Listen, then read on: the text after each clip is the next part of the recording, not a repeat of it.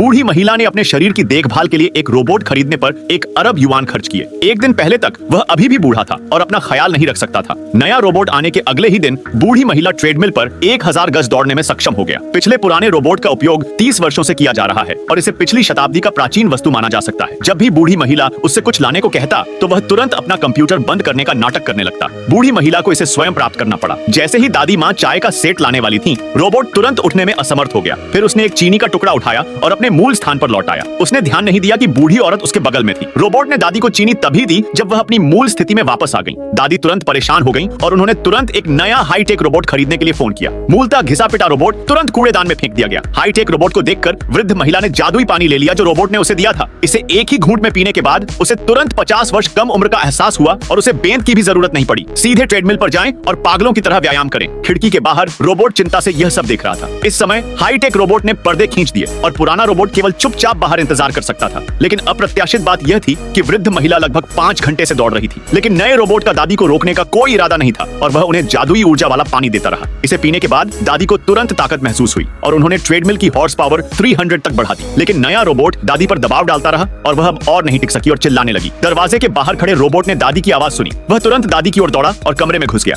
जब नए रोबोट ने इसे देखा तो एक सुनहरी रोशनी पुराने रोबोट की ओर बढ़ी और पुराना रोबोट लगभग मर गया। हालांकि दूसरी ओर नए रोबोट ने दादी के शरीर में तरल पदार्थ डालना जारी रखा और दादी की अश्वशक्ति तुरंत 1000 अश्वशक्ति तक बढ़ गई। जब ऐसा लगने लगा कि वृद्ध महिला अब और नहीं टिक पाएगी तो रोबोट पुनः कमरे में आ गया। उसने जल्दी से नए रोबोट के हमले को चकमा दिया, फिर दौड़कर अपनी दादी के पास गई और उन्हें उठा लिया। लेकिन दादी ने नियंत्रण खो दिया था। इस समय नए रोबोट ने पुराने रोबोट को एक शॉट के साथ मारा और दादी सीधे बाहर भाग गई। जब पुराना रोबोट नष्ट होने वाला था तो दादी ने रोबोट को सीधे सीट पर उठा लिया। दोनों के सम्मिलित प्रयासों से नया रोबोट सीधे नष्ट हो गया और अंत में दादी ने फिर भी पुराने रोबोट को ही चुना।